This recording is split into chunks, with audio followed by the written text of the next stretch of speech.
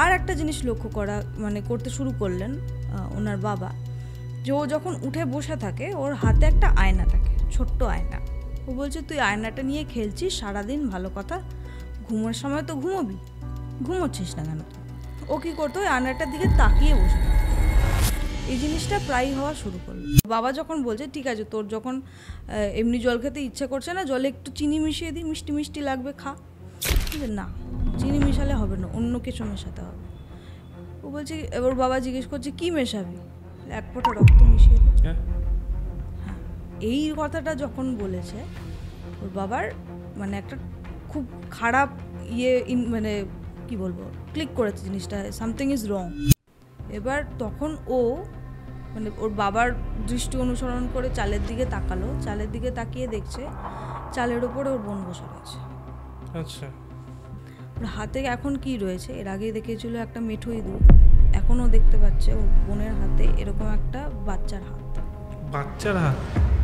উনি ঢুকে দেখছেন ওনার বাচ্চার এই জায়গাটাতে কাটা, কিছু এক গড়িয়ে রক্ত পড়ছে, আর ওই যে মিনু বাচ্চাটা সে পাশেই বসে এরকমভাবে ঠোঁটটা এরকম মুছছে। তুই কামড়ে আমার ছেলে রক্ত বার করে দিয়েছিস। উনি বকা দিয়েছে। যেই এই কথাটা বলেছে উনি না মিনু যে সেই বড়দের গলার মতন করে কথা বলে উঠেছে, তোর বাচ্চার রক্ত ভারী সুস্বাদু, ওকে বাঁচিয়ে রাখিস।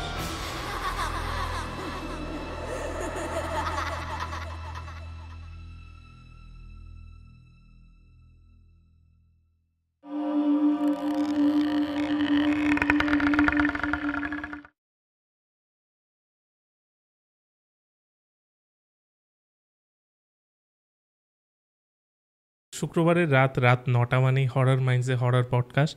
আজকের পডকাস্টে আমাদের সাথে আছে দীপাঞ্জনা। দীপাঞ্জনা, কেমন আছো? আমি ভালো আছি, খুব ভালো আছি। তুমি কেমন আছো? আমি তো খুবই ভালো। আর তোমার ফার্স্ট পডকাস্ট হরর মাইন্ডসে। হ্যাঁ, আপনারাও যদি দীপাঞ্জনার মতো এখানে ঘটনা বলতে চান তাহলে আমাদের নিচে একটি নাম্বার যাচ্ছে, সেই নাম্বারে পুরো ঘটনাটি অডিও রেকর্ড করুন এবং আমাদের হোয়াটসঅ্যাপে পাঠিয়ে দিন, আমরা সেটা শুনবো, তারপর আপনাদের এখানে ডেকে নেব। দীপাঞ্জনার সাথে আজকে ঘটনা তো শুনবোই। দীপাঞ্জনা আমাদের দুটি ঘটনা শোনাবে আজকে, একটা এই এপিসোডে, পরেরটা নেক্সট এপিসোডে। অবভিয়াসলি দুটো আমরা ভাগ করে নিয়েছি। বাট আর একটা বিষয় বলছি, এটা আমাদের ইউটিএস চ্যানেল নয়, এটা আমাদের হরর মাইন্ডস চ্যানেল। তো অবশ্যই নতুন চ্যানেলকে সাবস্ক্রাইব করুন আর 1 লাখ তাড়াতাড়ি করে দিন। Thank you. এবার আসি দীপাঞ্জনার কাছে, আজকে কি ঘটনা এনেছো? আচ্ছা, এই যে আজকে ঘটনাটা আমি বলবো, দুটো ঘটনাটাই যেটা বলবো সেটা হচ্ছে আমাদের একজন হাউস হেল্প ছিলেন, তিনি আমাদের বাড়িতে কাজ করতেন, তার থেকেই শোনা দুটো ঘটনাই। একটা ঘটনা তার বোনের সাথে ঘটা, একটা ঘটনা তার নিজের সাথেই ঘটা। প্রথম যে ঘটনাটা সেটা তার ছোটোবেলায় ঘটা, যখন তার বোনও ছোট ছিল, সেই ঘটনাটা আগে বলছি। তো তিনি আমাদের বলেছিলেন, তো তিনি যখন আমাদের এই কথাটা বলেছেন তখন তার বয়স অনেকটাই, তখন তিনি প্রায় বৃদ্ধাই বলা যায়। তো আমার সাথে উনি খুব গল্প করতেন, গল্প করতে করতে অবভিয়াসলি বাঙালিদের যখনই গল্প হয় না কেন একটা টাইমে গিয়ে সেটা ভূতের গল্পে গিয়ে চলে যায়। হ্যাঁ, তো তখন তিনি বলেছিলেন, জানো আমার সাথে এরকম হয়েছিল, তোমাকে বলছি, এটা শোনো। তো তার পার্সপেক্টিভে কী ঘটনা আমি সেটা এখন বলছি। গত 1 বছর ধরে বিভিন্ন অ্যাস্ট্রোলজারদের সাথে কথা বলে আমি একটি ব্রেসলেট বানিয়েছি যার নাম মহালক্ষ্মী মানি ম্যাগনেট। তবে মানি তো এমনি এমনি চলে আসে না, তার জন্য কি চাই? কাজ আসার জন্য এই ব্রেসলেটে আমরা দিয়েছি গ্রিন অ্যাভেঞ্চুরিন। কাজ কনফিডেন্টলি করার জন্য আমরা এই ব্রেসলেটে দিয়েছি টাইগার আই। মেন্টাল ক্লিয়ারিটি যাতে কাজ করার সময় আসে তার জন্য আমরা এই ব্রেসলেটে দিয়েছি ল্যাপিস লাজুলি। কাজ করতে করতে যাতে স্ট্রেস অ্যাঙ্গার ইস্যু না আসে তার জন্য আমরা দিয়েছি অ্যামেথিস্ট এবং হাওলাইট। মানি কিভাবে অ্যাট্রাক্ট হবে তার জন্য আমরা দিয়েছি পাইরাইট। আর এই পুরো বিষয়টাকে স্টেবল রাখার জন্য আমরা দিয়েছি লাভা। আর এই সব কিছুর ওপর যাতে নজর না পড়ে তার জন্য ব্ল্যাক অবসেরিন। এই পুরো বিষয়টার জন্য লাক ফ্যাক্টর দরকার, তার জন্যই আমরা দিয়েছি সিট্রিন। এই ব্রেসলেটটার প্রাইস হলো 1199, কিন্তু এখনই অর্ডার করলে আপনারা পাবেন 797 এ। এই ব্রেসলেটটি তাহলে কোথায় পাবেন? auraraksha.com এ ডেসক্রিপশন এবং পিন কমেন্টে লিঙ্ক দেওয়া রয়েছে। আর এটি ধারণ করার পদ্ধতি আমরা ইউজার ম্যানুয়ালে দিয়ে দিয়েছি, যেটি আপনারা বক্সে পাবেন। চলুন এবার পডকাস্টে ফেরা যাক। তো তিনি তখন অনেকটা ছোট ছিলেন, তার বয়স তখন 12 বছর মতো, আর তার বোনের যে বয়সটা ছিল আরও কম, এই 8-9 এরকম বয়স হবে। সেই সময় তার মা আবার গর্ভবতী হন, তিনি সন্তান সম্ভবা হন, সেই কারণে তিনি তার বাপের বাড়িতে চলে যান এবং সঙ্গে ইনি যে হাউস হেল্প যার কথা বলছি তিনিও চলে যান। তার বাবার সঙ্গে তার ছোটো বোন ছিল, ঠিক আছে। তো এই যে ঘটনাটা হচ্ছে সুন্দরবনের দিকে একটা প্রত্যন্ত গ্রামের ঘটনা, ঠিক আছে। গ্রামের নামটা মানে এই মুহূর্তে মনে পড়ছে না, কারণ গ্রামটা খুব মানে সচরাচর শোনা যায় না নামটা, খুব একটা উন্নত গ্রাম নয় বা যাতায়াতের পথেও পড়ে না, বেশ ইন্টেরিয়র এরিয়াতে আর কি। তো সেখানে তার ছোটো বোন এবং তার বাবা ছিলেন। এবার ছোটো বোনের বাড়িতে থেকে যাওয়ার একটা কারণ হচ্ছে সে তার বাবার খুব ক্লোজ, মানে বাবা তাকে খুব বেশি ভালোবাসে, তো সেই কারণে বলেছিল যে ঠিক আছে তুমি তোমার বাবার সাথেই থাকো, ডিস্টার্ব করো না অ্যান্ড অল। তো ওনার বাবা নাপিতের কাজ করতেন, চুলদাড়ি কাটার কাজ করতেন। তো ম্যাক্সিমাম টাইম কী করতেন, মানে উনি তো ছোটো ছিলেন তখন, মানে ওনার বোন আর কি। ওনার বোনের আমি একটা নাম দিয়ে দিচ্ছি, আসল নামটা বলছি না, বলেছিলেন, আমি নাম দিয়ে দিচ্ছি মিনু, ঠিক আছে। তো মিনু তখন অনেক ছোট, তো তখন স্কুলে পড়তো। তো শনি রবি করে যখন ছুটি থাকতো তখন একটা ছোট্ট সমস্যা কী ছিল, বাড়িতে একা ওই বাচ্চাটা মেয়েটাকে না রেখে বাবা ভেবেছিল তাকে আমার সঙ্গে নিয়েই কাজে চলে যাই। ওর বাবা কাজ করতে থাকবে, মিনু ওখানেই আশেপাশে ঘুরবে, খেলবে নর্মালি। তো প্রত্যন্ত গ্রামে যেহেতু, তো ওখানে একটা, তুমি দেখেছো কিনা আমি জানি না, ওখানে প্রপার দোকান, নাপিতের দোকান খুব কম হয়। অনেক জায়গাতেই দেখা যায় গাছের তলায় খুব জোর একটা তোমার ট্রিপল খাটিয়ে দুটো চেয়ার বা একটা চেয়ার বসিয়ে একটা আয়না কোনো মতে বসিয়ে তারা নিজেদের জীবিকার জন্য যা কাজকর্ম করেন। তো ওনার মিনুর বাবা যিনি, উনিও সেই রকমভাবেই তার দোকানটা চালাতেন। বুঝতেই পারছো তাদের অবস্থা খুব একটা ভালো না, তারা গরিব ঘরেরই ছিলেন। তো যাই হোক, তো সেদিন শনিবার ছিল, মিনুর স্কুল ছুটি, সে স্কুলে যায়নি। সেই কারণে মিনুর বাবা মিনুকে নিয়ে কাজে নিয়েই তাকে নিয়ে চলে গেছে। তো তিনি কাজ করছেন। এবার মিনু একটা বাচ্চা মেয়ে, 8-9 বছরের মেয়ে, ও কী বা করবে, ও আশেপাশে ঘুরছে, যারা আসে তাদের সাথে কথা বলছে, রাস্তা দিয়ে যারা যাচ্ছে তাদের সাথে কথা বলছে, নিজের মতো খেলে খেলে বেড়াচ্ছে নর্মালি। তো এবার খেলতে খেলতে ওই যেই গাছের তলায় ওর বাবা কাজ করছে সেইটার থেকে বেশ খানিকটা দূরে চলে গেছে। এবার গ্রাম্য এরিয়া যেহেতু ওখানে প্রচুর বড় বড় গাছ থাকে, জংলা এরিয়া প্রচুর থাকে, তো খেলতে খেলতে ওদিকে চলে গেছে। এবার একটা গাছের তলায় দেখছে অনেক কিছু পড়ে রয়েছে এদিক ওদিক, মানে ছোট ছোট মাটির পুতুল, হ্যাঁ, কোথাও মানে সিঁদুর পড়ে রয়েছে, ফুল টুল পড়ে রয়েছে, এগুলো পড়ে রয়েছে। ও সেগুলো দেখছে। এগুলো যে খুব আনকমন ব্যাপার তা নয়, গ্রামের দিকে অনেক জায়গাতে এগুলো দেখা যায়, কোনো গাছের তলায় বা বিশিষ্ট কোনো জায়গায়, মন্দির টন্দিরদের বাইরে এগুলো পড়ে থাকে। সেগুলো দেখে বাচ্চাটা আকৃষ্ট হয়নি। একটা টাইমে দেখছে একটা ছোট্ট আয়না, এইটুকুনি একটা আয়না পড়ে রয়েছে। এবার একটা বাচ্চা মেয়ের কাছে ওইটুকুনি আয়না খুব খেলার মানে ইন্টারেস্টিং বস্তু। তো ভেবেছে ছোট্ট একটা আয়না পেয়েছি, বেশ সুন্দর জিনিস, তো আমি এটা আমার পুতুলের আয়না করব। পুতুল খেলতো, খেলনাবাটি খেলতো বাচ্চা, ও ওটাকে নিয়ে চলে এসেছে। এইটুকু পর্যন্ত খুবই নিরীহ একটা ব্যাপার। একটা বাচ্চা একটা আয়না কুড়িয়ে পেয়েছে, তার সে মানে মনে করেছে যেহেতু একটা ছোট্ট আয়না, সে কারণে আমি এটা আমার পুতুলের আয়না করব। সে একেবারে ইনোসেন্টভাবে সেটাকে বাড়িতে নিয়ে চলে এসছে। তার বাবা জানতেও পারেনি, জানলেও হয়তো কিছু বলতেন না, কারণ এটা খুবই নিরীহ একটা ব্যাপার, সাধারণ একটা ব্যাপার। কিন্তু এই যে সাধারণ ব্যাপারটা একটা টাইমে গিয়ে যে কতটা ভয়ঙ্কর দিকে মোড় নেবে সেটা কেউই জানতো না। তো বাচ্চাটা যখন ওই আয়নাটা নিয়ে চলে এলো, এবার ও প্রায় ওটাকে নিয়ে খেলতো, নিজে খেলতো, কেউ অত গ্রাহ্য করতো না, বাচ্চা নিজের মতো খেলছে। তারপরে কিছুদিন পরে ওর মধ্যে কিছু অ্যাবনর্ম্যালিটিস দেখা দিতে লাগলো। প্রথমে দেখা গেল যে ওর বাবা দেখতো, যেহেতু ওর মা তখন মামা বাড়িতে রয়েছে, ওর বাবা ওকে নিয়ে থাকতেন। উনি দেখতেন কি মেয়ে মাঝে মাঝেই মাঝরাত্রে উঠে এমনি বসে থাকে, খাটের ওপরই, বিছানার ওপরই উঠে বসে থাকে। তো এক এক সময় উনি জিজ্ঞেস করতেন, কিরে তোর শরীর খারাপ লাগছে কি না, ঘুম আসছে না নাকি, মায়ের কথা মনে পড়ছে কি না, এসব জিজ্ঞেস করতেন। ওনা চুপচাপ থাকতো, কোনো কথা বলতো না। তারপরে এই ব্যাপারটা একদিন দুদিন হতে হতে তারপরে দেখা গেল ও আস্তে আস্তে বিছানা থেকে নেমে মেঝেতে বসে আছে, হয় মেঝেতে বসে আছে বা দাঁড়িয়ে রয়েছে। ওকে যখন জিজ্ঞেস করা হতো যে তুই কেন ঘুমোচ্ছিস না, কেন উঠে মাটিতে বসে আছিস বা শুয়ে আছিস, ও কিছু বলতে পারতো না।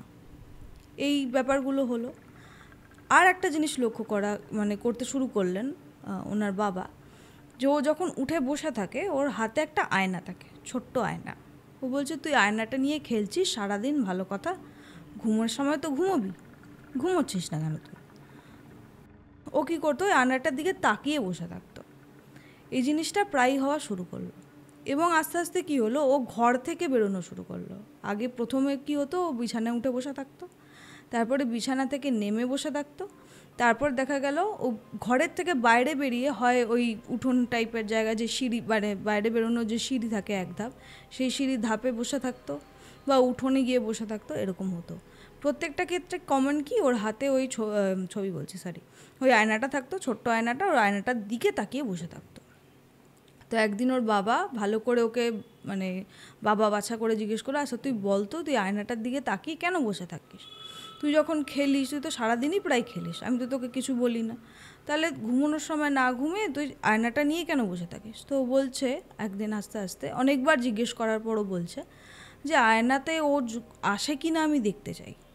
যে কে আসে কি না দেখতে চাস? ও এবার বাচ্চা মানুষ, বাচ্চারা অত স্পষ্ট করে কিন্তু বলতে পারে না সব সময়। বলছে ও কখনো কখনো আসে, কখনো কখনো আসে না, আমি ওর জন্য অপেক্ষা করে বসে থাকি, ও কখন আসবে সেই জন্য আমি তাকিয়ে বসে থাকি। ওর বাবা অবাক হয়ে গেছে, কার জন্য বসে থাকিস তুই? ও খালি বলে যাচ্ছে ও আসে না, ওর জন্য অপেক্ষা, ওটা যে কে সেটা আরও বলতে পারছে না। তো ওর বাবা জোর করে বলছে, না তুই আয়নাটা আমাকে দিয়ে দে, আমি তোকে অন্য আয়না কিনে দেবো পুতুলের জন্য, তুই আয়নাটা তোর কাছে রাখিস না। ওর বাবা নর্মালিভাবে বুঝতে পেরেছে যে আয়নাটা কিছু একটা প্রবলেম হচ্ছে, এক্স্যাক্টলি কী প্রবলেম হচ্ছে সেটা তো বুঝতে পারিনি, কিছু একটা হচ্ছে সেটা বুঝতে পেরেছে। বাট ওই মেয়েটা প্রায় কান্নাকাটি করে জেদাজেদি করে, না আমাকে ওটা দিতেই হবে দিতেই হবে। এবার যেহেতু ওর মা বাড়িতে নেই, একা উনি ভদ্রলোক সামলাতে পারছেন না, তো ওকে চুপ করানোর জন্য আয়নাটা দিয়েই দিয়েছে, শুধু বলেছে এটা যেন আর না হয়, তুই ঘুমানোর সময় ঘুমোবি আমার সঙ্গে, ঘুমানোর সময় আয়নাটা নিয়ে ঘুমোস না। ও বলছে ঠিক আছে তাই হবে। এরপর 2-3 দিন জিনিসটা হয়নি, ওর বাবা নিশ্চিন্ত হয়ে গেছে যে ঠিক আছে, মেয়েকে বকা টকা দিয়ে বা বুঝিয়ে টুজিয়ে ব্যাপারটা থেকে নিষ্কৃতি পাওয়া গেছে। এরপরে কি হলো, ওর মেয়েটার মধ্যে একটা অদ্ভুত চেঞ্জ আসা শুরু করলো। বাচ্চারা, মানে তখনকার দিনে আর কি, এটা তো বেশ অনেক বছর আগেকার কথা, তখনকার দিনে ম্যাক্সিমাম বাচ্চা মেয়েরা কীরকম ধরনের চুল করতো, দুপাশে দুটো বেনি বাঁধতো বা ঝুঁটি বাঁধতো, ঠিক আছে। এবার ও করা কী শুরু করলো, চুল সবসময় খোলা রাখছে, আর চুলটা না সবসময় সামনের দিকে এরকমভাবে পেতে রাখছে, যেটা কিন্তু নর্মালি বাচ্চারা বা বাচ্চা মেয়েরা গ্রামের দিকে বিশেষ করে ওরকমভাবে থাকে না। আর গ্রামে আরও বেশি একটা চল আছে, বড়ো মেয়ে, মানে মেয়েদের যাদের বড় চুল আছে তাদের খোলা রাখতে নেই, দেবে গ্রামে সবসময় বলে, ইভেন আমাদের এখনও বলে যে মেয়েদের খোলা চুল রাখতে নেই, এই ব্যাপারটা। ও কিছুতেই কারোর কথা শুনতো না, ও চুল খোলা রাখতে শুরু করলো এবং নর্মালি পিঠের ওপর ফেলে রাখতো না চুলগুলো সামনের দিকে করে রাখতো। এটা প্রথম হওয়া শুরু করলো। তারপর যেটা হওয়া শুরু করলো, ও মায়ের যে সাজগোজের যে বাক্স থাকে সেটা থেকে সিঁদুর নিয়ে পড়া শুরু করলো, কিন্তু সিঁথিতে দিত না, ও কপালে বড় করে একটা টিপ আঁকতো, ঠিক আছে, বড় করে একটা টিপ আঁকতো। এবার আগে তুমি দেখেছো কিনা পাওয়া যেত ছোট ছোট সেই মানে এরকম গোল গোল কাজল পাওয়া যেত বাচ্চাদের দেওয়ার জন্য, এখন হয়তো পাওয়া যায় না, সেইগুলো থেকে কাজল দিত, কিন্তু কাজলটা সেই খুব অদ্ভুত করে দিত, মানে চোখের নিচে একদম ধ্যাবড়া ধ্যাবড়া করে বড় বড় করে মোটা করে কাজল দিত। এবার অনেকে দেখে ভাবতে পারে যে একটা বাচ্চা মেয়ে নিজে নিজে কাজল দিতে পারে না বলে এরকম করে। তো এবার প্রতিবেশী কিছু কাকিমা দিদিরা ছিল, তারা বলল ঠিক আছে তোর কাজল পরার শখ হয়েছে, আমি তোকে পরিয়ে দেবো, সুন্দর করে পরিয়ে দেবো, তুই নিজে নিজে পড়তে পারছিস না। ওকে যখন নর্মালি কাজল পরিয়েছে, বলছে না আমি এভাবে পরবো না, আমি ওরকম মোটা করেই পরবো, আমাকে এইভাবে পরলে দেখতে ভালো লাগে না। ও এরকম অদ্ভুতভাবে সেজে থাকা শুরু করলো। ওকে বারবার জিজ্ঞেস করা হচ্ছে তুই এইভাবে সাজিস কেন, তোর যদি সাজতে ইচ্ছা হয় আমরা তোকে সাজিয়ে দেবো সুন্দর করে। বলছে না আমি এইভাবেই সাজবো, আমাকে এইভাবেই ভালো লাগে, মানে খুব অ্যারোগেন্ট টাইপের হয়ে গেছিলো। নর্মালি আগে ও খুব কিউট ছিল, মিষ্টি স্বভাবের একটা বাচ্চা ছিল, বাট বেশ কিছুদিন ধরে এই চেঞ্জেসগুলো ওর মধ্যে হওয়া শুরু করেছিল। এর মধ্যে আরও একটা যে চেঞ্জগুলো আস্তে আস্তে ওর মধ্যে দেখা দিল, সেটা হচ্ছে খাওয়া দাওয়া একেবারে ছেড়ে দিল, প্রায় ছেড়ে দিল। আরেকটা যেটা হওয়া শুরু করলো, ও জল খেত না, জল দিলেই বলতে এটা পানসে, আর জল তো পানসেই হবে, পানসে ওয়ার্ডটাই এসছে পানি থেকে, যেটা জলটা জলের মতো স্বাদ তাই ওটা পানসে। বলছে না ওটা পানসে, এটার কোনো স্বাদ নেই, আমি জল খাবো না। তো জলের স্বাদ জলের মতো, জলের আবার আলাদা কি করে স্বাদ হবে? তখন ও একদিন অদ্ভুতভাবে বলা শুরু করে, না ওর বাবা যখন বলছে ঠিক আছে তোর যখন এমনি জল খেতে ইচ্ছে করছে না, জলে একটু চিনি মিশিয়ে দিই, মিষ্টি মিষ্টি লাগবে, খা। বলছে না, চিনি মিশালে হবে না, অন্য কিছু মেশাতে হবে।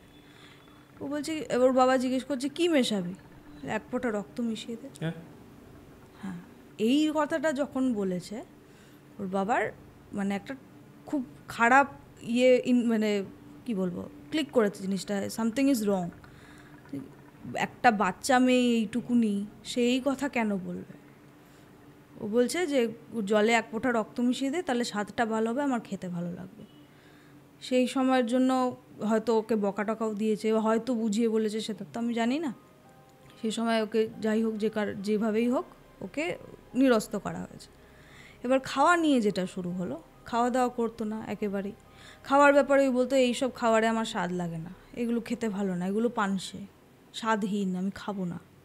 তোকে বিভিন্ন রকম, এবার বাচ্চাদের খেতে না ইচ্ছে করলে বিভিন্ন রকম জিনিসপত্র এনে দেয়, মিষ্টি জাতীয় খাবার ম্যাক্সিমাম এনে দেয় বাবারা বা বাড়ির লোকেরা।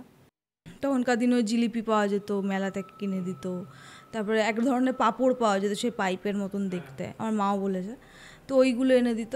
না, বাচ্চাদের যেগুলো খেতে নর্মালি ভালো লাগে সেইগুলো এনে দিলেও ও খেতে চাইছে না, বা আগেও যেগুলো পছন্দ করতো খেতে সেগুলো দিলেও ও খেতে চাইছে না। সব কিছুতেই বলছে না আমার স্বাদ লাগছে না, এগুলো এরকম চলছে। এবার ওর বাবা কি করছে, ওর মাকে জানাতেও সাহস পাচ্ছে না। এক তো উনি গর্ভবতী, খুব মানে তাড়াতাড়ি হয়তো তিনি সন্তান লাভ করবেন, তো ওর বাবা কিছুতেই চাইছে না এই জিনিসটাতে ওর মাকে ইনভলভ করতে।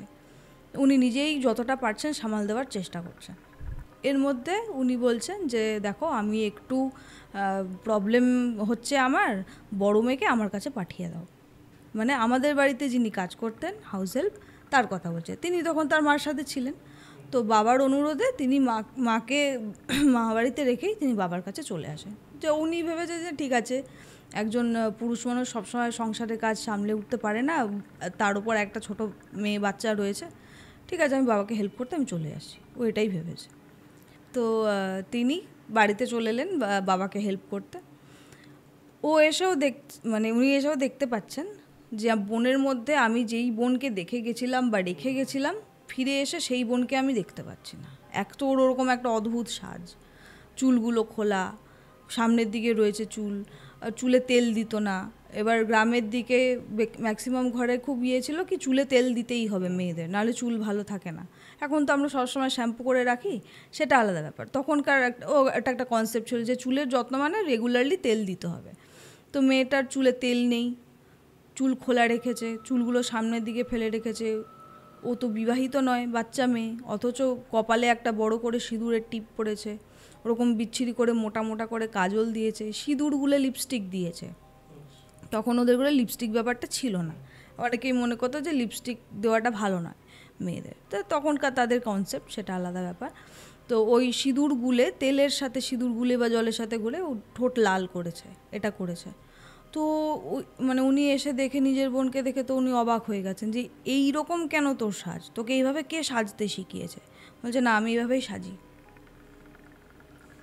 ও কিন্তু বলছে না আমি অমুককে দেখেছি, ও বলছে আমি এভাবেই সাজি, এটাই আমার সাজ। যেন ও অনেক দিন থেকেই এটা করে আসছে, ওর কথা থেকে এটা মনে হচ্ছে। তো এইটা যখন হলো ও একটু অবাক হয়েছে। ও বড় দিদি হিসেবে মানে বকা টকা দিয়েছে নর্মালি, ও শোনেনি। ও এটাও দেখেছে জল খাচ্ছে না, খাবার খাচ্ছে না ঠিক করে, ঠিক আছে। এবার ও ফিরে আসার তৃতীয় দিন হয়েছে কি, ও এবার বাবা আলাদা ঘরে ঘুমাচ্ছে, ওদের দুটো ঘর ছিল, ছোট বাড়ি হলেও দুটো ঘর ছিল। একটা ঘরে ওরা দুজন দুই বোন ঘুমাচ্ছে, একটা ঘরে ওর বাবা ঘুমোচ্ছে। তো উনি একদিন মানে ঘুম থেকে, রাত্রিবেলা আর কি, ঘুম থেকে মানে একটুখানি চোখটা খুলেছে, বুঝতে পারছে যে ওর পাশে বোন নেই। এবার ম্যাক্সিমাম টাইম কি হতো, যদি বাইরে যাওয়ার মানে প্রয়োজন হতো, বাথরুমে যাওয়ার প্রয়োজন হতো, বাচ্চা মেয়ে তো একা যেতে চাইতো না। অবভিয়াসলি বাচ্চাদের একটা ভয় থাকে, একা যাব না, আগে হয় মাকে ডাকতো নইলে ওকে ডাকতো, দুজনে মিলে যেত।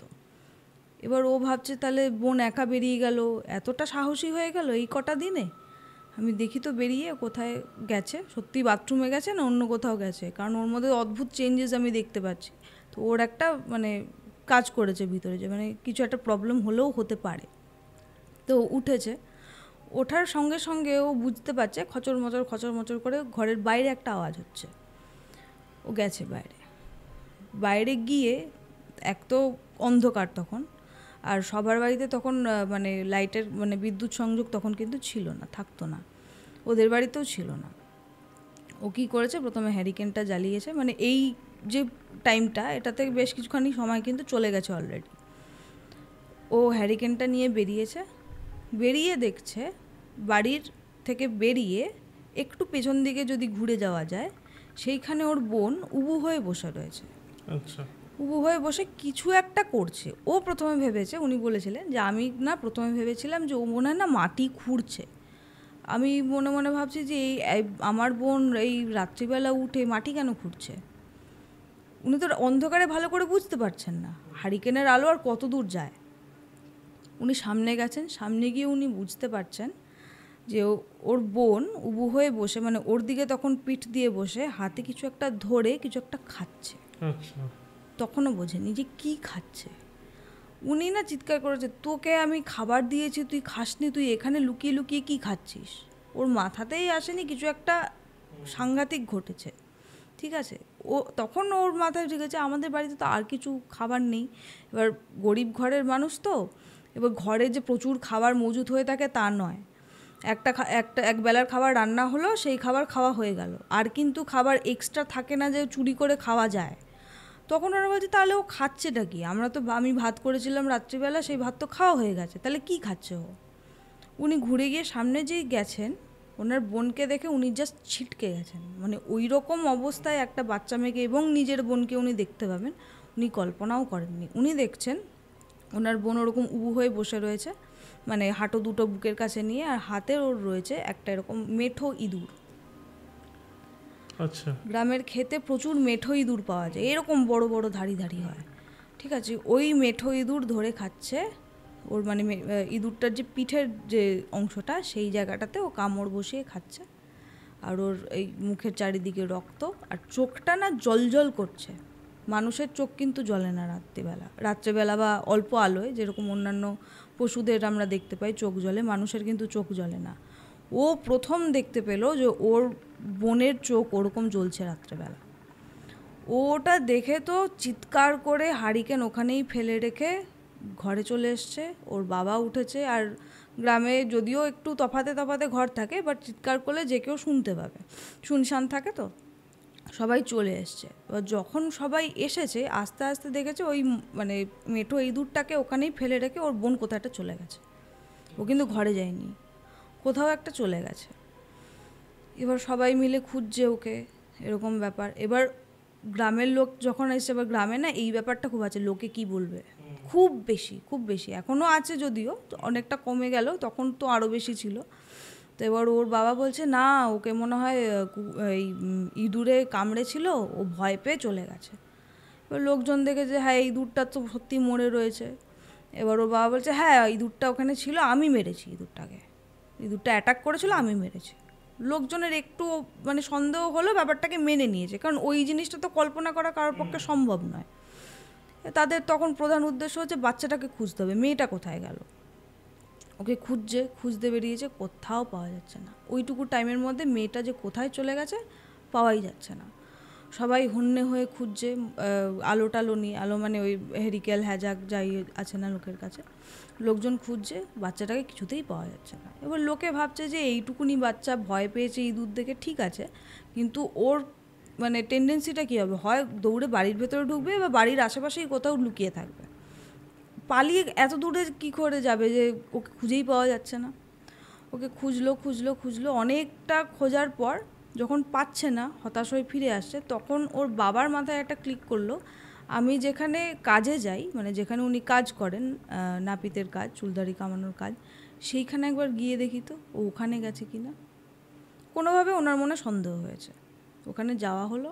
প্রথমে ওই গাছটার নিচেই যাওয়া হলো যেখানে উনি কাজ করতেন, সেখানে কিছু পাওয়া গেল না। তার আশেপাশে যখন খুঁজতে দেখা গেল, তখন সেই যে গাছের নিচ থেকে ও আয়নাটা কুড়িয়ে পেয়েছিল, দেখা গেল সেই গাছের নিচে একটা ওই সেই উপর মানে একটু উঁচু হয়ে থাকা যে শিকড়ের ওপর, ওখানে উবু হয়েই বসে রয়েছে।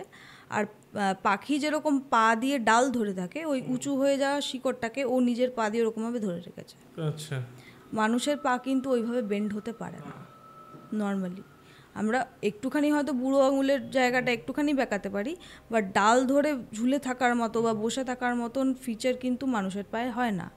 বাট স্টিল দেখা গেল ওই যে বাচ্চা মেয়েটা, মিনু যার নাম দিলাম আমি, সে ওইভাবে বসে রয়েছে। এবার গ্রামের লোক যখন দেখতে পেয়েছে, এবার ওই বাচ্চা মেয়ে ওরকমভাবে বসে রয়েছে, চুলগুলো তো নর্মাল ওরকমই থাকতো, টিপ পরা থাকতো, কাজল পরা থাকতো, আর এখন দেখতে পাচ্ছ ওর মুখের চারিপাশে রক্ত রয়েছে। এইটা যখন ওরা দেখতে পেয়েছে তখন ওরা বুঝতে পেরেছে কিছু একটা সমস্যা আছে। এবার তো আর লুকিয়ে রাখা যাবে না, ওকে যখন ধরতে গেছে ও আবার পালিয়ে গেছে। ঠিক আছে, ভোর পর্যন্ত এরকম চলেছে, ওর পিছন পিছন যাওয়া, কেউ বলছে না ওকে ধরতে হবে না, ছেড়ে দাও, কালকে সকালে দেখা যাবে। আবার কিছু যারা একটু শুভাকাঙ্ক্ষী মানুষ তারা বলছে না, বাচ্চা মানুষ যদি কিছু হয়ে যায় ওকে যেভাবেই হোক ধরে ঘরে অন্তত ঢোকানো হোক। তো এই যে স্ট্রাগলটা এটা পুরো ভোর অবধি চলেছে। ভোরের আগে কিন্তু ওকে বাগে আনা যায়নি।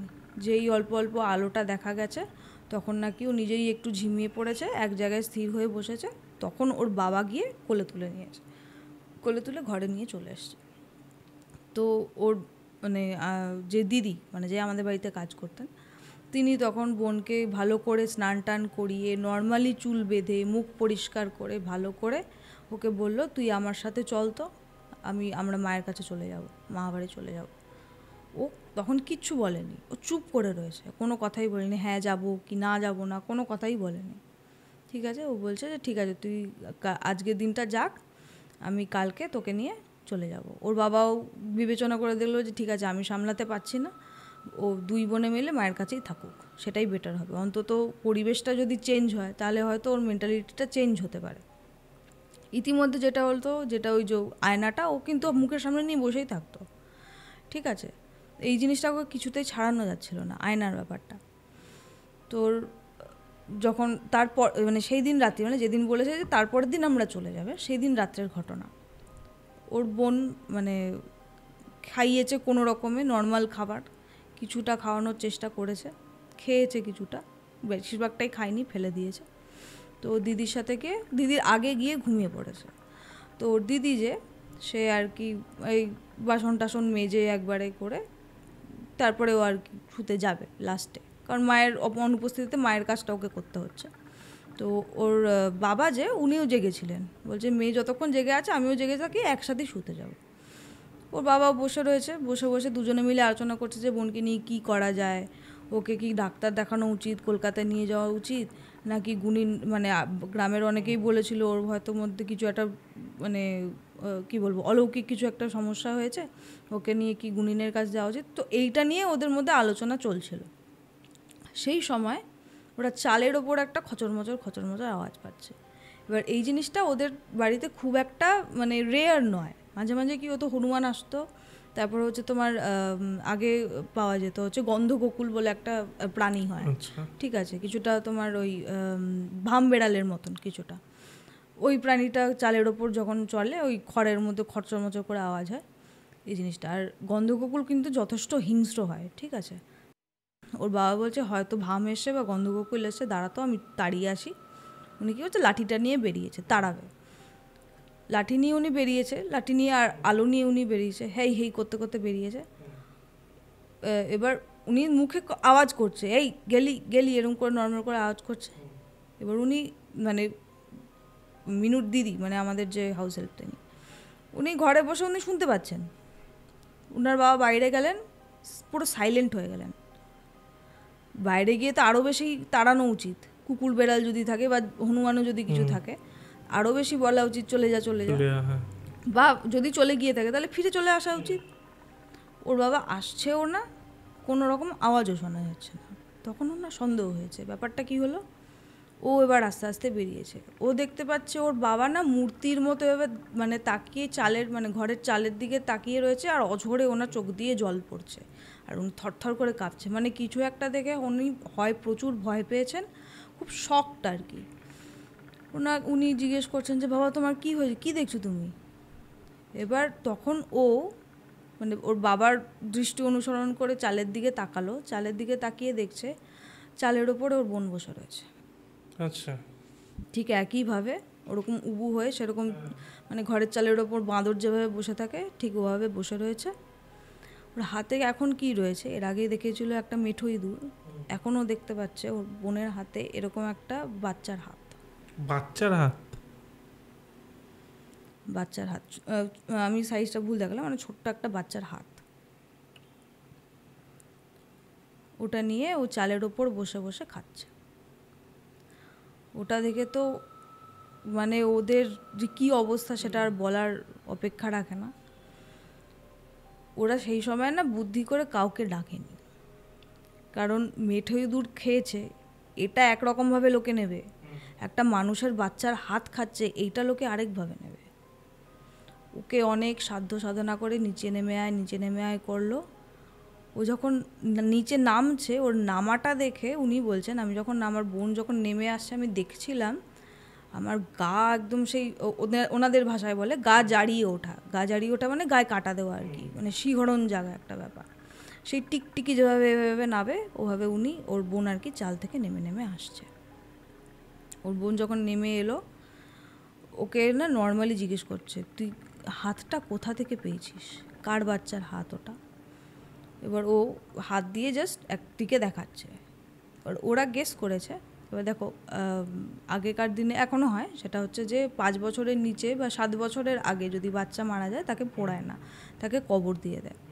তো ও সেই রকমই কোনো একটা কবর খুঁড়ে বাচ্চার মৃতদেহ বের করে তার একটা অঙ্গ খুলে নিয়ে বেরিয়ে এসছে। মানে ওর যতক্ষণে ওকে খাইয়ে ঘরে পাঠিয়েছে এবং সেই সময় ওর দিদি কাজ করছে, ওর বাবা গল্প করছে, সেই সময়ের মধ্যেও এত কিছু করে ফেলেছে। মানে ওদের নজর বাঁচিয়েও ঘর থেকে বেরিয়েছে, কবর খুঁড়েছে, বাচ্চার দেহ তুলেছে, তার একটা অঙ্গ ছিন্ন করেছে, সেটাও খেতে খেতে কোথায় চলে এসেছে, বাড়ির ছাদে, বাড়ির চালের ওপরে উঠে ওই জিনিসটা খাচ্ছে। এবং সেই সময় আওয়াজ, মানে যখন ও ফিরে এসে চালে উঠেছে সেই সময় ওর বাবা আওয়াজটা পেয়েছে, খচমচ করে যে আওয়াজটা হচ্ছে তখন পেয়েছে আওয়াজটা। তো এই জিনিসটা যখন হয়েছে ওর বাবা বলেছে চেপে যা, এটা যদি গ্রামের মানুষ জানতে পারে আমাদের তাড়িয়ে দেবে, আমাদের এখানে টেকা দায় হয়ে উঠবে, ওকে নিয়ে কালকে আমরা এখান থেকে বেরিয়ে যাব। এবার ও যখন মানে পরের দিন যখন বেরিয়ে আসার চেষ্টা করছে তখন মানে সব গোছগাছ করছে আর কি, ওর বোন বলছে দাঁড়া আমি যাব না। মানে ওর মানে কথাবার্তার ধরন না চেঞ্জ হয়ে গেছিলো, ওর কথাবার্তার ধরন হয়ে গেছিলো খুব ম্যাচিওর একজন লেডি যেভাবে কথা বলে সেইভাবে কথা বলছে। বলছে দাঁড়া আমি তো যাব না। বলছে কেন যাবি না, কেন মামা বাড়ি যাবি না, যেরকম বাচ্চাদের বলে মামা বাড়ি যাবি না, মায়ের কাছে যাবি না, মার কথা মনে পড়ছে না, আমাদের একটা ভাই হবে জানিস তো, এরকম করে বলছে। বলছে না আমি ভাইটাই পছন্দ করি না। বলছে আমার বাচ্চাদের, ও যেটা একটা কথা বলেছিল, বলছে আমাদের বাচ্চার দেখলেই আমার খিদে পায়। বলছে ছোট কচি বাচ্চা দেখলেই আমার খিদে পায়, আমি বাচ্চা টাচ্চা পছন্দ করি না, আমি কোথাও যাব না, এখানে আমার অনেক কাজ আছে। এই জিনিসটা বলল। ঠিক আছে, যখন ওদের যাওয়ার সময় হলো, ওদের হচ্ছে ওখানে ভ্যান চলতো, ভ্যান রিক্সা যেটা হয়, ভ্যান রিক্সা করে স্টেশনে যেতে হতো, তারপরে ওর মামাবাড়ি যাওয়া, একটা দুটো স্টেশন পর। তো সেই সময় ভ্যান রিক্সায় যখন উঠেছে তখন মানে উঠে বসেছে আর কি সবাই মিলে, তখনও ও অত বেশি রেজিস্ট করছে না যে যাবো না, কোনো রকমে ওকে উঠিয়েছে আর কি। বাড়ি থেকে বেরিয়ে হয়তো হার্ডলি 1 কিলোমিটার গেছে, যে লোকটা মানে চালাচ্ছিল, ভ্যান চালাচ্ছিল, হঠাৎ করে ওর বোন কী করলো, ওর ঘাড়ের ওপর উঠে ওর ঘাড়টাকে কামড়ে ধরলো। আচ্ছা, ঠিক আছে, ঘাট কামড়ে ধরে সেই মানে দাঁত বসিয়ে দিয়েছে, রক্তারক্তি কাণ্ড। ওর ওই ভ্যানওয়ালা যে সে তাড়াতাড়ি করে ওকে ছিটকে ফেলে দিয়ে, এবার ওর গায়ে আর কত জোর থাকবে ওইটুকুনি বাচ্চা, ওরকে ছিটকে ফেলে দেয়। ও বলছে না আমি কোথাও যাব না, এসব পাগল নিয়ে আমি আমার ভ্যানে উঠাবো না। ও নিজের মতো ভ্যানটা নিয়ে রাগারাগি করে বেরিয়ে চলে গেল। এবার একজন ভ্যানওয়ালা যখন যেতে রাজি হলো না, এখন কেউ রাজি হচ্ছে না, কারণ একটা বাচ্চা যেই হোক না কেন সে যদি এরকম হিংস্র ভাব করে যে কামড়ে দিচ্ছে, গায়ে উঠে যাচ্ছে, আঁচড়ে দিচ্ছে, কেউই ওদেরকে নিয়ে যেতে রাজি হচ্ছে না। তখন কী হলো, ওদের ওই দিনের জন্য যাওয়াটা ক্যান্সেল হয়ে গেল। কীভাবে ক্যান্সেল করালো দেখো, ক্যান্সেল করালো। এবার কি হয়েছে, ওদের যে প্রতিবেশী একজন ছিলেন, প্রতিবেশিনী, তিনি তার একটা ছোট ছেলে ছিল। তো ছেলেটার বয়স হচ্ছে তোমার ওই 2.5-3 বছরের মতো আর কি, বেশ ছোট আর কি। ও খানিকক্ষণ ঘরের মধ্যে বসার পর ও এমনিতেও যখন আগে আর কি মিনু ও ওদের বাড়িতে খেলতে যেত, ওই ভাইটার সাথেই খেলতে যেত। ও বলতো যে আমি ভাইয়ের সাথে গিয়ে খেলে আসি, এটা নর্মাল ওর কাছে। হঠাৎ ও বসে আছে হঠাৎ বলছে আমি ভাইয়ের সাথে গিয়ে খেলে আসি। আগেও যেত, সেজন্য মানা করেনি। ওর বাবা ভেবেছে হয়তো আবার আগের মতন হয়ে গেছে, সেই কারণে আগের মতোই বলছে যে আমি ভাইয়ের সাথে গিয়ে খেলে আসি। চলে গেছে ওই বাড়িতে। ওই বাড়ির যিনি কাকিমা ছিলেন উনি তো নর্মালি জানেন, ও রোজই আগে তো আসতো আমার ছেলের সাথে খেলতে। ও এসে গেছে, উনি নিজের মতো কাজ করছে, দুটো বাচ্চা ঘরে খেলছে, উনি জানেন খেলছে, ঠিক আছে। এবার একটা সময় বাচ্চাটা যেটা সেটা প্রচণ্ড চিৎকার করে কেঁদে উঠেছে। এবার উনি কী ভেবেছেন খেলতে খেলতে হয়তো পড়ে গেছে, বাচ্চা মানুষ অনেক সময় পড়ে টড়ে যায়, হাতে পায়ে লেগে যায়। কী হলো করে উনি গেছেন, ওনার ধারণা কী ছিল, হয় পড়ে গেছে বা কিছু একটা হয়েছে, চোট লেগেছে, হ্যাঁ যেরকম বাচ্চাদের হয়ে থাকে নর্মালি।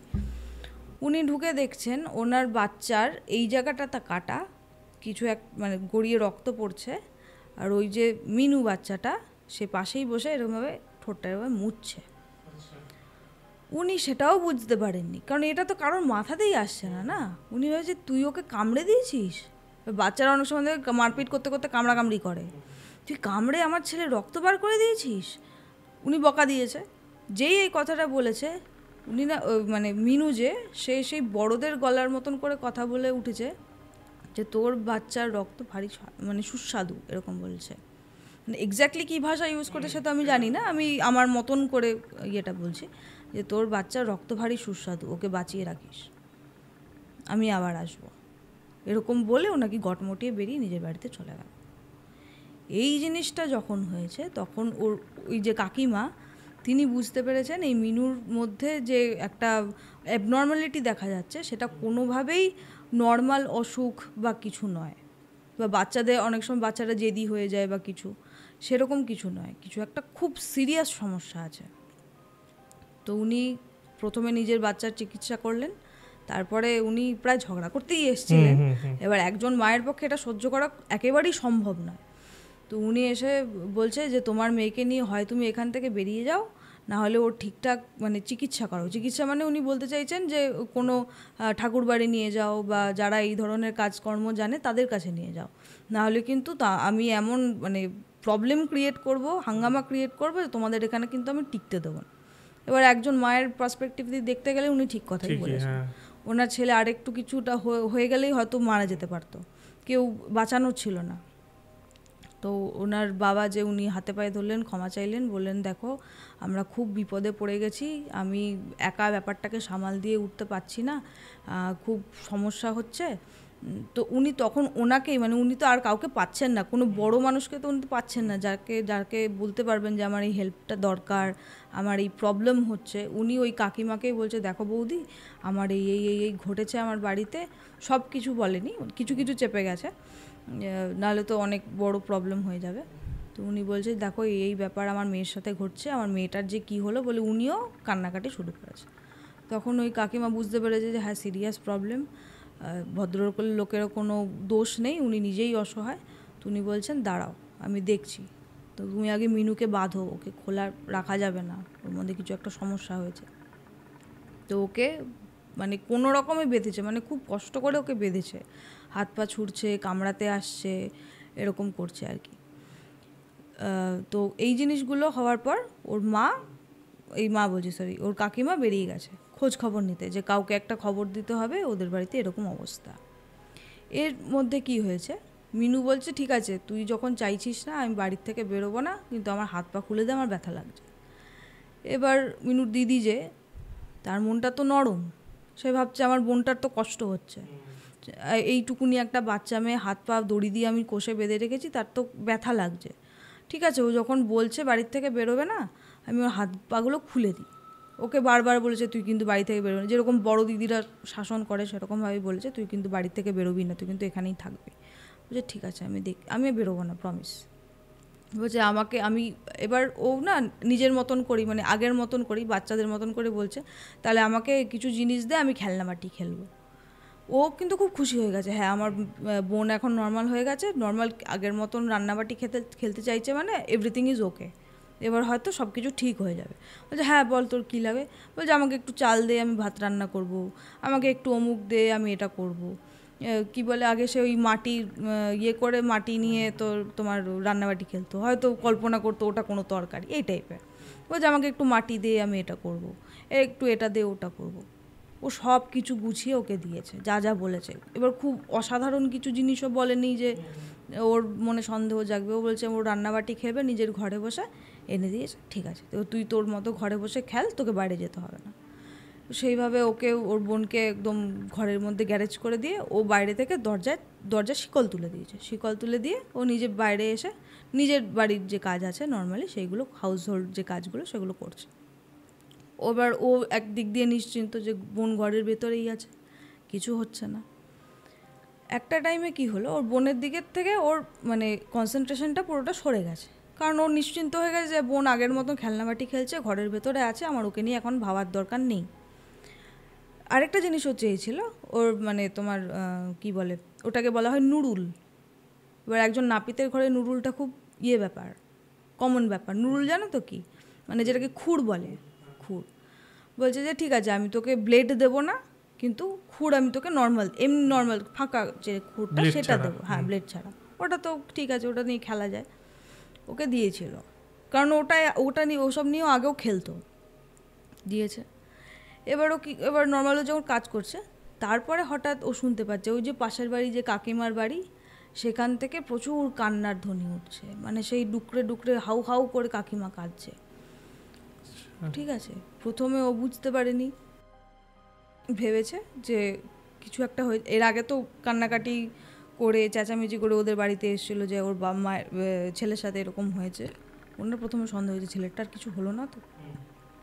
ও এক ঝলক ঘরের ভেতরে নজর দিয়েছে যে আমার বোন আছে কি না ঘরে। দেখছে হ্যাঁ আছে। ওর বোন বসে বসে ওই সব জিনিসপত্র যেগুলো দিয়েছে ওগুলো নিয়ে বসে বসে কিছু একটা করছে।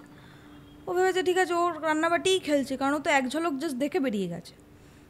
দেখে বেরিয়ে গেল, গিয়ে দেখছে যে ওই যে বাচ্চা ছেলেটা ঘরের মানে খাটের মধ্যে মেঝের মধ্যে হাত পা ছড়িয়ে পড়ে রয়েছে, সে মারা গেছে।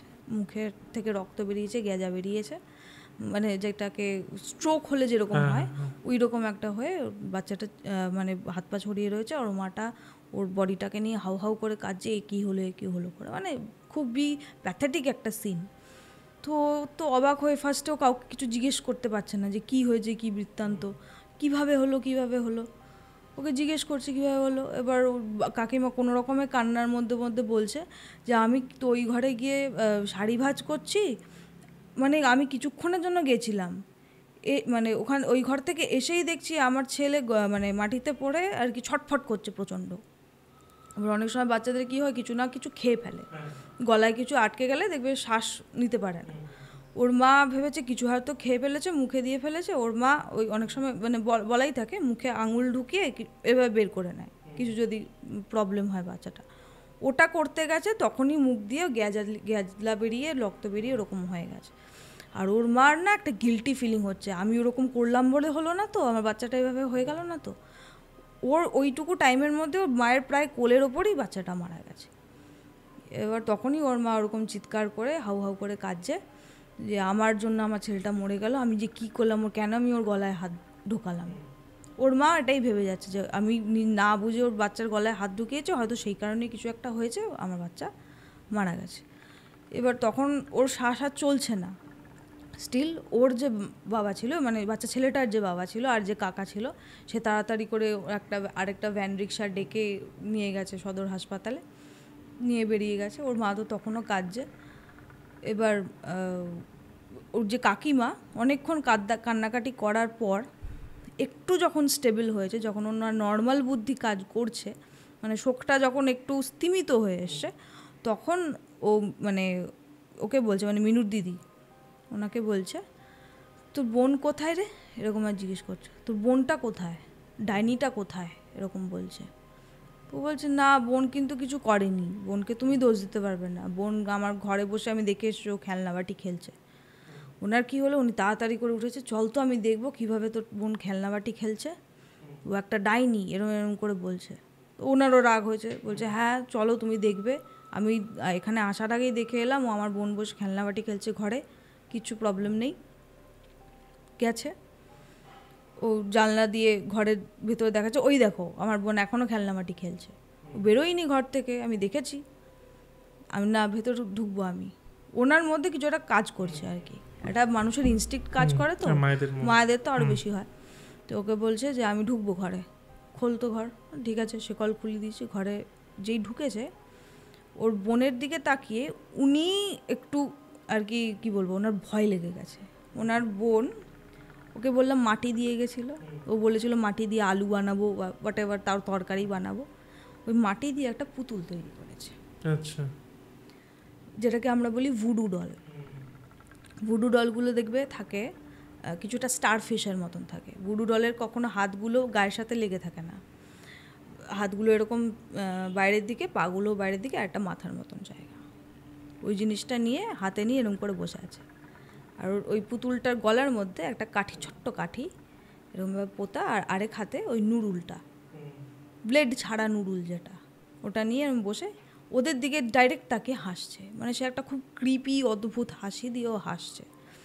আর যে ও চাল দিয়ে গেছিলো, বলেছিল আমি ভাত করবো মিছিমিছি, অল্প একটু চাল দিয়ে গেছিলো খেলার জন্য। আরও কী সব দিয়ে গেছিলো। ওর মায়ের যে সাজের বাক্স থেকে আগে ও সিঁদুর পরতো, সেই সিঁদুর নিয়েছে। আরও কী সব যেগুলো আর কি ও বলেছিল যে হ্যাঁ আমাকে ফুল দিয়ে যা, আমি অমুক করবো। ফুল দিয়ে আমরা আগে ওই তরকারি বানাতাম, হ্যান ত্যান এসব করতাম না, ওই সব দিয়ে ও ব্ল্যাক ম্যাজিক টাইপ করেছে একটা, ওইটুকুনি বাচ্চা। ওইটা নিয়ে বসে রয়েছে। এবার ওই যে কাকিমা, ও আর কি এবার গালাগালি, কুচ্ছিতে একটা গালাগালি দিয়ে জিজ্ঞেস করছে, ডাইনি তুই আমার ছেলেকে মারলি কেন? ও বলছে তোরা আমাকে বন্দি করলি কেন? আমি তো যেতে চাইছি না। আমার ইচ্ছার বিরুদ্ধে যখনই যদি তুই কিছু করতে চাস, আমি কাউকে না কাউকে মেরে দেবো। সরি, মেরে দেবো বলিনি, আমি তাকে খেয়ে ফেলবো। খেয়ে দিলাম তো তোর বাচ্চাটাকে, আর বলবি, আর বুদ্ধি দিবি? কারণ ওর কাকিমারই বুদ্ধি ছিল যে কোথাও একটা নিয়ে যাওয়ার জন্য, সেই কারণে। এবার ওর কাকিমা চলে যাওয়ার পর ওনার কাছে তো প্রচুর ক্ষমা চাওয়া হলো। এটার তো আর ক্ষমার তো কোনো কিছু নেই, ওনার সন্তান তো চলেই গেল, ওরা আর কীভাবে ক্ষতিপূরণ দেবে? তোর বাবা নিজের কাজ থেকে চলে আসার পর ওরা ভাবতে বসলো, সবথেকে বড় প্রশ্ন হলো, এই যে একটা পুচকি মেয়ে যে এখনও পড়াশোনাটাও ঠিক করে শিখে উঠতে পারেনি, এখনও রান্নাবাটি খেলে, সে ব্ল্যাক ম্যাজিকটা জানলো কোথার থেকে? এরকম একটা বিষয় যে পৃথিবীতে এক্সিস্ট করে, ওর তো সেটাই জানার কথা না। ব্ল্যাক ম্যাজিক তো খুব সহজ বিষয় নয় যে হ্যাঁ হঠাৎ ঘুম থেকে উঠলাম, একটু মনে হলো করে দিলাম। প্রচুর শিখতে লাগে, এটাও একটা সাধনা কাইন্ড অফ। শিখতে লাগে, ব্যাপারটার প্র্যাকটিক্যালি প্রয়োগ করতে লাগে, জানতে লাগে, তবে না একটা মানুষ ব্ল্যাক ম্যাজিক করতে পারে।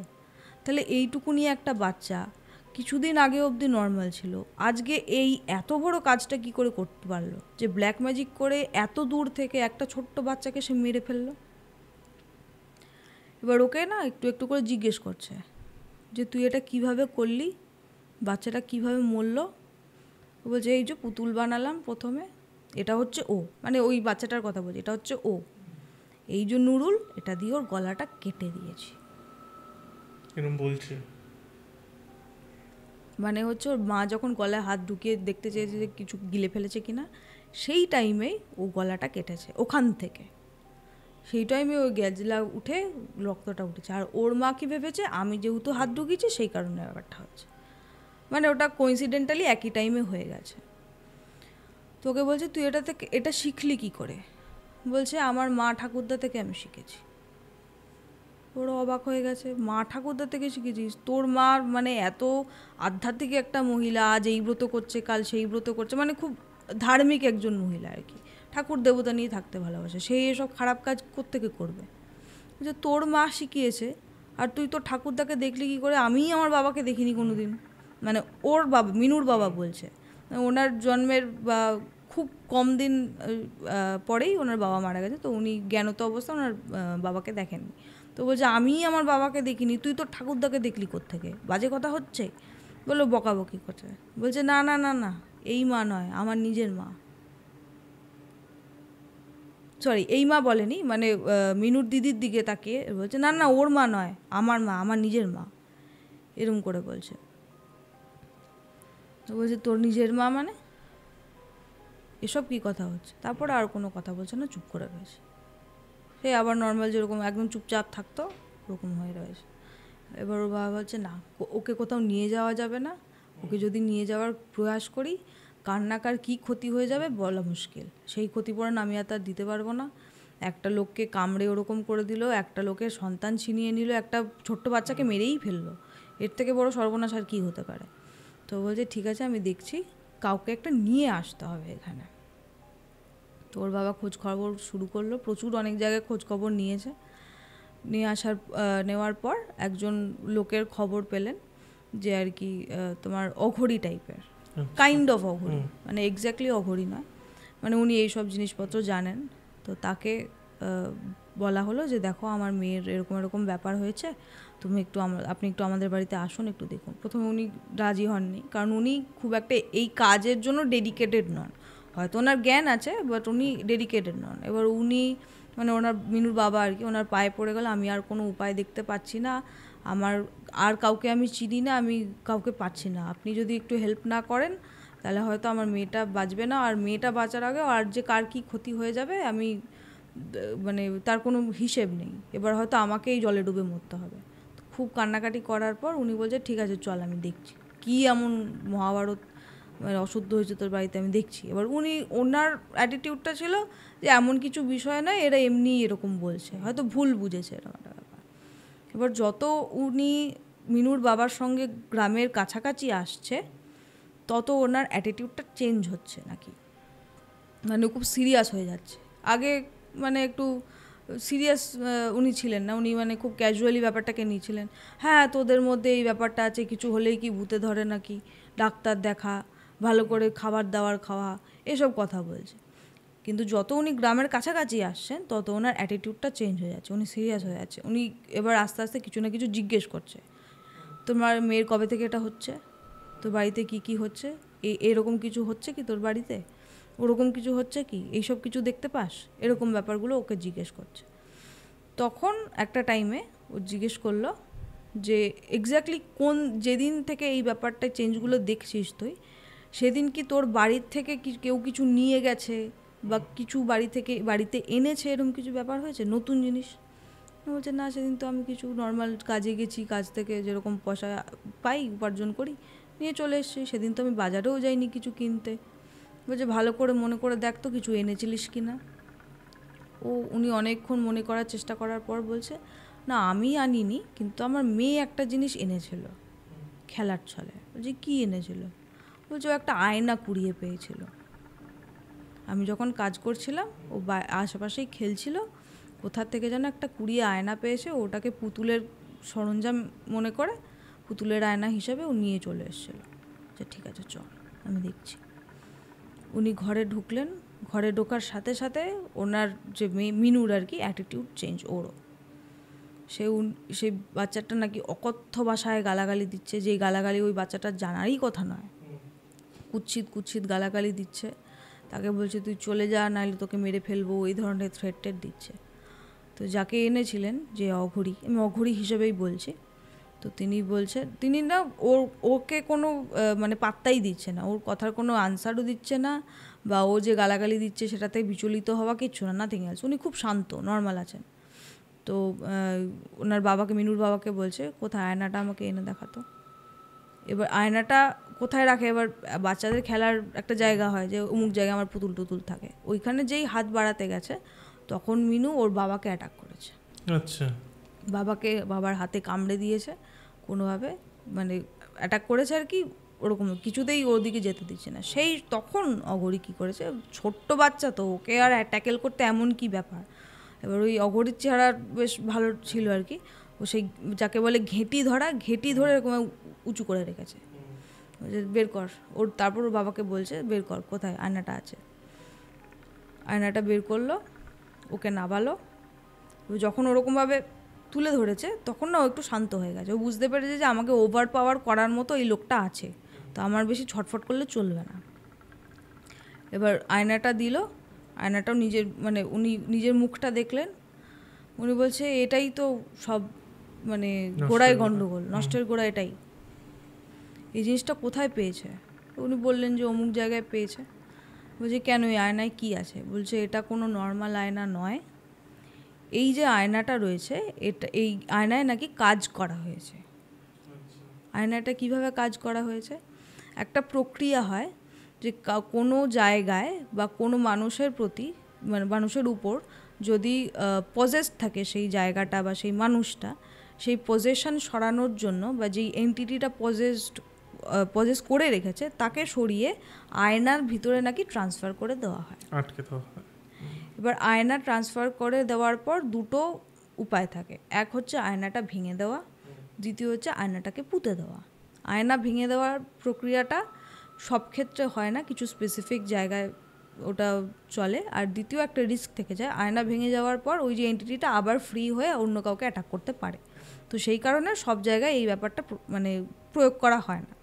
ম্যাক্সিমাম কী করা হয়, মাটি খুঁড়ে আরও কিছু মানে তোমার দ্রব্যর সঙ্গে ওই জিনিসটাকে পুঁতে দেওয়া হয়। ওই আয়নাটাকেও সেটাই করা হচ্ছে। কিন্তু যে যারাই হোক না কেন এই আয়নাটা পুঁতেছিল, তাদের হয়তো একটু ভুল হয়েছে, তারা খুব বেশি গভীরে পোঁতেনি, একটু উপর সারফেসেই পুঁতেছিল, যে কারণে অনেক সময় মাটি তো বৃষ্টির জলে ধুয়ে যায়, মাটির পায়ে লেগে মাটি ক্ষয়ে যায়, ওই জিনিসটা আস্তে আস্তে আস্তে আস্তে উপর দিকে উঠে এসছে। এবার ওই বাচ্চাটা হয়তো খেলতে খেলতে দেখেছে কিছু একটা চকচক করছে, ওটাকে তুলে নিয়েছে, তুলে নিয়ে নর্মালি যেরকম বললাম ও পছন্দ হয়েছে নিয়ে চলে এসছে। ওই আয়নার মধ্যে ছিল একটা মানে ডাইনির আত্মা বলা যায়। ডাইনি কেন বলছি, ডাইনি হচ্ছে মানে যারা আর কি খারাপ ব্ল্যাক ম্যাজিক করে, যারা এই তন্ত্রবিদ্যাটাকে খারাপভাবে প্রয়োগ করে বা ওইটাকে ইউজ করে খারাপ কাজ করে, সেরকম একজন মহিলার এন্টিটিকে ওখানে বন্দি করা হয়েছিল। তার আগে সে কি কাজ করেছে বা কেন তাকে বন্দি করা হয়েছে, কে তাকে বন্দি করেছে সেটা তো জানা নেই। কিন্তু সে ওখানে যেহেতু বন্দি হয়ে রয়েছে, এবার সে চলে এসছে ওই মিনুর সঙ্গে, এবার তাকেও নিজের মতন করে আর কি মানে ম্যানিপুলেট করে ফেলেছে। এবারও আস্তে আস্তে ওর চেষ্টা কি হচ্ছে, ওই যে আয়নাটা থেকে বেরিয়ে মিনু শরীরটাকে প্রসেস করে নেওয়া। মানে এখনও অবধি ফরচুনেটলি পুরো প্রসেসটা কিন্তু কমপ্লিট হয়নি। ওর আধার এখনও ওই আয়নাটাই রয়েছে। ওর ব্যাপারটা হচ্ছে যে ও এখনও মানে পুরোপুরি ট্রান্সফার হয়ে ওর শরীরে যায়নি। ও তখনও ওইখান থেকেই ওকে ম্যানিপুলেট করছে, তুই এটা কর, তুই অমুক কর, তুই। এবার ও যে ওরকম সাজগোজ চেঞ্জ করছিল, কার মতো সাজছিল, ওই যে ডাইনি বা যাই বলো না কেন, ওর মতন সাজছিল। কারণ ও তো ওর সাইকোলজি নিয়ে খেলছে, ওর চিন্তাভাবনা নিয়ে খেলা করছে। ওকে বলছে বা ওকে ওর চিন্তাগুলোকে বলছে তুমি এইভাবে সাজো, ওইভাবে সাজছে। নইলে একটা বাচ্চা মেয়ে ওরভাবে সাজতে পারে না, ওরকম সাজছে। যেই কারণে ওই ব্ল্যাক ম্যাজিকের যে তোমার কী বলবো প্রক্রিয়াগুলো ওর পক্ষে জানা সম্ভব নয়। ও তো জানতো, মানে যার এন্টিটি সে তো জানতো, সে তো এই কাজটাই করতো, যে কারণেই হয়তো তাকে এরকম একটা ভাবে আয়নায় বন্দি করে রাখা হয়েছিল। সে ওকে ম্যানিপুলেট করে শিখিয়েছে যে তুই এটা কর, এভাবে কর। আর যেহেতু একজন খারাপ মহিলাই বলবো, কারণ যে ব্ল্যাক ম্যাজিক করে মানুষের ক্ষতি করে সে কখনো ভালো হতে পারে না। আর সে ভালো কাজ করতো না বলেই তাকে এরকম একটা চরম মানে পরিণতি হিসেবে তাকে আয়নায় বন্দি হয়ে মাটির তলায় থাকতে হচ্ছিল। তো বোঝাই যায় সে খুব একটা ভালো এন্টিটি নয়, যে কারণে তার একটা খিদে রয়ে গেছিলো এবং সেই খিদেটা নর্মাল মানুষের খাবারে মেটার নয়, এবং সেই কারণেই সে আর কি এরকম মানে কুৎসিত আমাদের পক্ষে, সাধারণ মানুষের পক্ষে যেটা অখাদ্য, সেইগুলোকে ওই বাচ্চাটার শরীরের মাধ্যমে ও খেত। প্রথমে মেঠোয় দূর, তারপরে একটি মৃত বাচ্চার শরীর। তো এই জিনিসগুলো যখন জানতে পারলো, ওর বাবা বলছে যে তাহলে ওটাকে আমি ভেঙে ফেলছি। বলছে না, এটাকে ভাঙলে ও ওখান থেকে বেরিয়ে যাবে এবং সরাসরি তোর মেয়ের মধ্যেই ঢুকে যাবে এবং আরও একটা বিপত্তি হবে, কোনোভাবেই দুটোকে সরানো যাবে না, আলাদা করা যাবে না। ব্যাপারটা কী হয়েছে, ওই এন্টিটিটা ওই যে বাচ্চা মেয়েটা মানে মিনুর যে আর কি আত্মা বলা যায়, সোলটা, ওটার সাথে ল্যাচ হয়ে গেছিলো। এবার এই দুজনের যে কানেকশান, ও দুটোকে ভাঙতে হবে। তো উনি বোঝালেন এই ব্যাপারটা, বলছে ঠিক আছে, এই ব্যাপারটা তো ঘরে করা যাবে না, যেখান থেকে আয়নাটা কুড়িয়েছিল ওই জায়গাটাই ঠিক আছে, আমরা ওখানে গিয়েই কাজকর্ম করব। তো উনি বলছিলেন, মানে যে আমাদের হাউস হেল্প, তিনি বলছিলেন আমার বোনকে কীভাবে নিয়ে গেল জানো, সে বেড়াল ছানাকে যেভাবে ওঠায় না, ওইভাবে উঠিয়ে উনি নিয়ে চলে গেলেন। এবার ছোট্ট একটা বাচ্চা ওনার পক্ষে আর কি, তো উনি বলছিলেন বেড়াল ছানার মতন উঠিয়ে ওইখানে নিয়ে চলে গেল। আর আমার বাবা, আমি প্রথম দেখছিলাম তখন, আমি এর আগে কখনো আমার বাবাকে কাঁদতে দেখিনি, ওই টাইমটার সময় আমি দেখছিলাম বাবা কিভাবে কাঁদছে। ওনার তো কষ্ট হচ্ছে দেখে যে আমার মেয়ের সাথে এরকম হচ্ছে, পাশের বাড়ির একটা বাচ্চাকে ও মেরে ফেললো, এরকম ওনার মানসিক অবস্থা খুব খারাপ। তো উনি পেছন উনি ওনাকে নিয়ে যাচ্ছে আর কি, বড় মেয়েকে নিয়ে কাঁদতে কাঁদতে যাচ্ছে। তো ওনাকে কিছু দ্রব্যাদি আনতে দিয়েছিল যে এটা আমাকে দিয়ে যা, আমার প্রয়োজন হবে। তো উনি দিয়ে গেলেন ওই অঘরীকে। তো বললেন যে আশেপাশে থাকিস না তোরা, যারাই থাকবে না কেন তারই ক্ষতি হবে, যে দেখবে তারও ক্ষতি হবে। এবং মানে প্রভূত সম্ভাবনা এই যে যখন আমি এদের দুজনের কানেকশানটাকে ব্রেক করব, সামনে যেই থাকবে, যাকেই একটু দুর্বল পাবে, মানে যেটাকে আমরা অরা বলে থাকি, যারই অরা একটু দুর্বল থাকবে তাকেই গিয়ে অ্যাটাক করার একটা প্রভূত সম্ভাবনা আছে। তো বেটার হবে আশেপাশে কেউ না থাকুক, তোর কোনো ভয় নেই, তোর বাচ্চার বা মেয়ের কোনো ক্ষতি আমি হতে দেবো না, এটা আমার একটা কথা দিলাম। তো উনি, এবার ওনার একটা ডাউট সবসময় থাকে যে এরকম একটা অঘরীর কাছে আমি একটা ছোট্ট আমার মেয়েকে ফেলে রেখে আমি বাড়ি চলে আসবো, একটা ডাউট কোথাও না কোথাও কাজ করে। যদি বাই চান্স আমার মেয়েকে চুরি করে নিয়ে চলে যায় তখন কি করব আমি? তো যাই হোক, ওনার তো আর কোনো উপায় নেই, উনি কোনো রকমে মানে খুব আর কি বুকে পাষাণ বেঁধে উনি ফিরে এলেন বড় মেয়েকে নিয়ে। সারা রাত কেউ ঘুমোলো না, বাড়ির এই গ্রামের যারা আছে তাদেরকেও সাবধান করে দেওয়া হয়েছিল যে ওই দিনের জন্য বা ওই রাতের জন্য ওই দিকে যেন কেউ না যায়। এবার গ্রামের লোকেরা এরা খুব মানে এই ব্যাপারগুলোতে, ওরা খুব সেন্সিটিভ। তো কিছু ওরা যায়নি সেই রাত্রিবেলা। তো তার পরের দিন ভোরবেলা, এই ধরো 6টা সাড়ে 6টার সময়, যখন ওর বাবা বলছে না এবার যাওয়া উচিত আমাদের ওখানে, তখন দেখছে যে ওই যে অঘরী যে লোকটি ছিলেন তিনি ওর মিনুকে আর কি কোলে করে, নর্মাল কোলে করে, এবার আগের বার যখন নিয়ে চলে গেছিল সে এরকম করে মানে একটা অভক্তির মতন করে নিয়ে গেছে, বেড়াল ছানার মতন করে।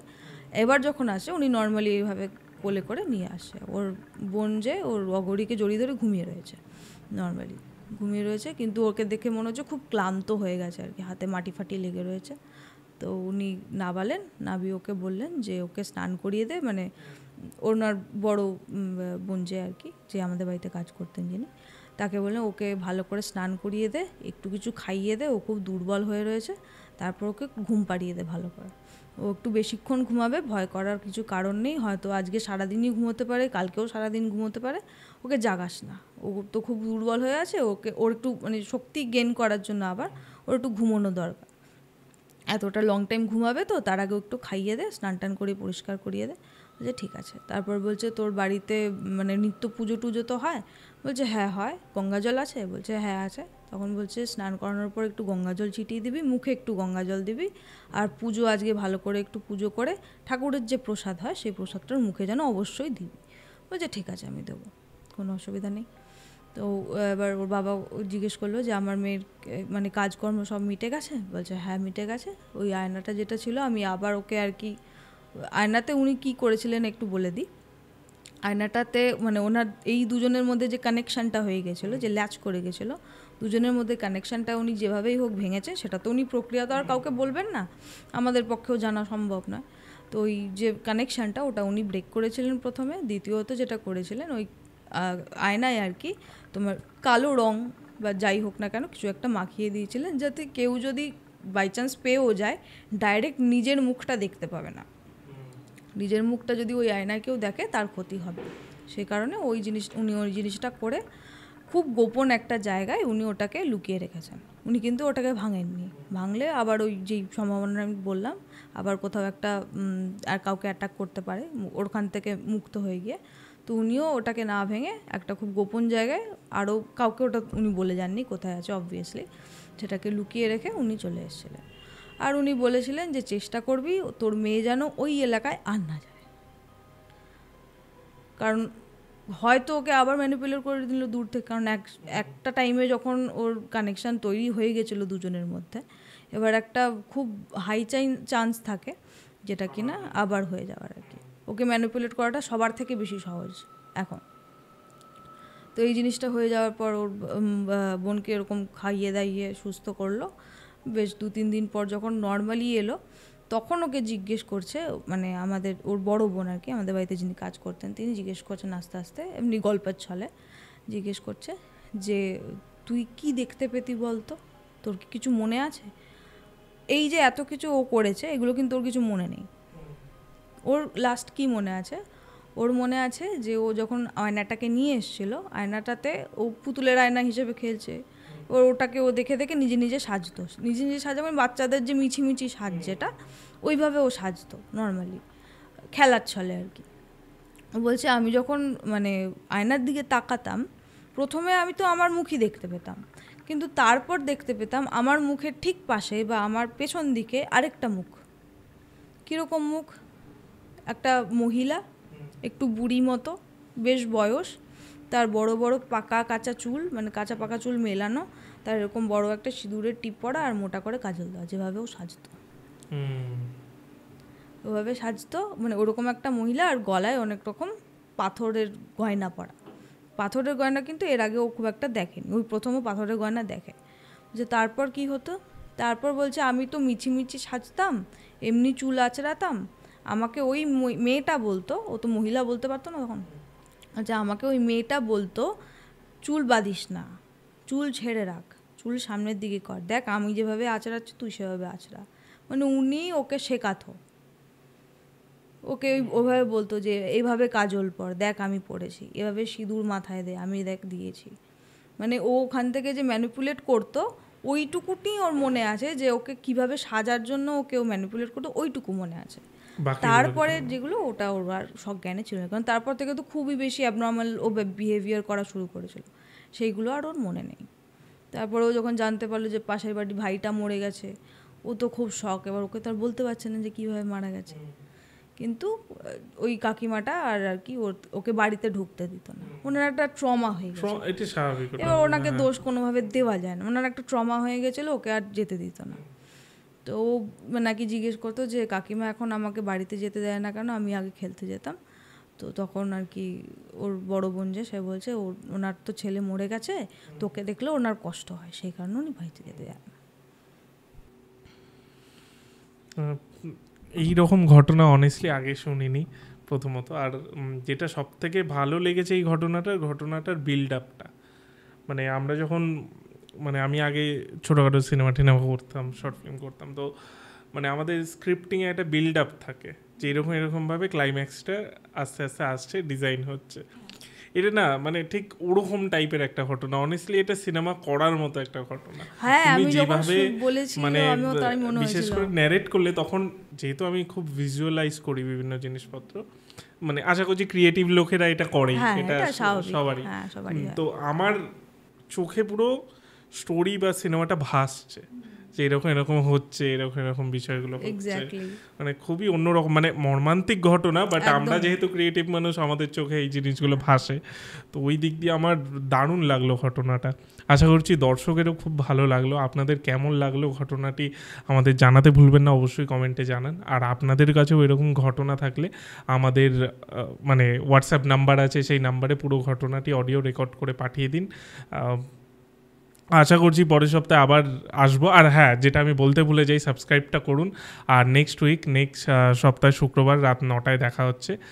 আজকের মতো আসছি। Thank you.